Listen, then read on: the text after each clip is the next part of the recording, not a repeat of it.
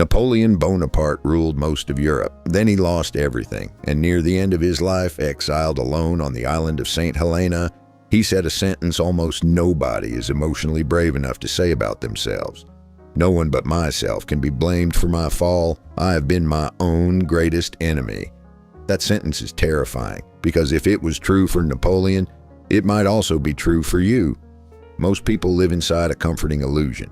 My problems are because of them. The boss, the economy, the timing, the parents, the partner, the critics, the unfairness. And sometimes those things genuinely matter, but there's a dangerous psychological trap hidden inside permanent external blame. If the cause is always outside you, then your power is always outside you too. That's why blame becomes a cage. It protects the ego temporarily, while quietly stealing the ability to change. And this is exactly what Dale Carnegie realized later in life. After decades studying human behavior, Carnegie admitted something brutally honest. As he grew older, he realized he himself was responsible for most of his own misfortunes. Not because life was fair, not because other people never caused problems, but because across an entire lifetime, the one constant variable in every repeated pattern was him. That realization changed the way he lived. Every Saturday evening, Carnegie disappeared alone for a private review session.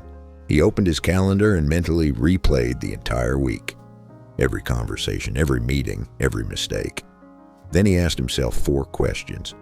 What mistakes did I make? What did I do right? What could I have improved? What lesson can I learn? That's it. No dramatic ritual, no motivational performance. Just radical self-observation.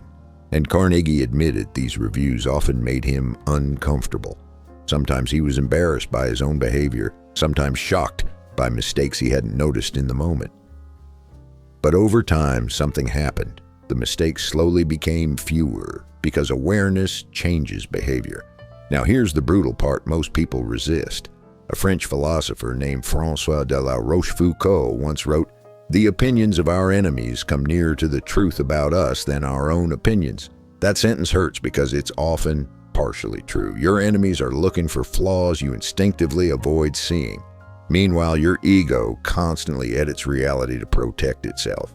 That doesn't mean your critics are always correct, but it does mean criticism sometimes contains information your pride would otherwise hide from you. And Carnegie understood something important.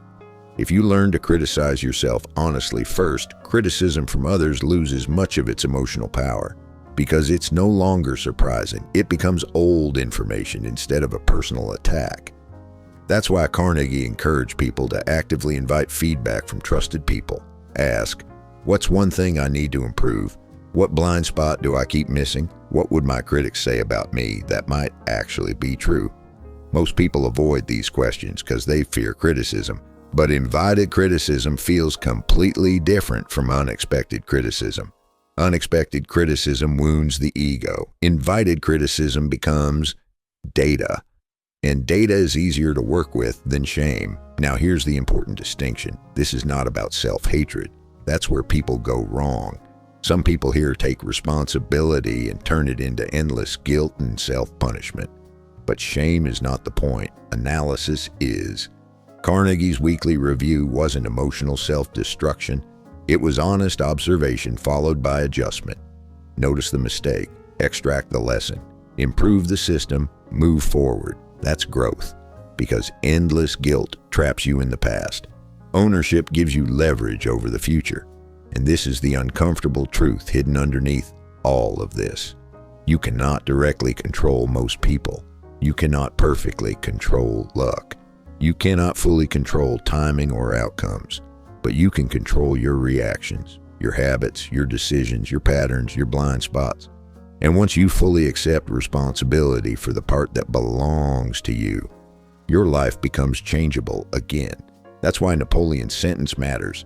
Not because self-blame is noble, because ownership restores power. The moment you stop spending all your energy identifying villains, you finally gain enough energy to identify solutions. So maybe the most useful question is not who ruined this. Maybe it's what part of this keeps repeating because I refuse to examine it honestly. That question changes lives, and Carnegie's Saturday Evening Review exists for one reason: to help you answer it before life answers it for you.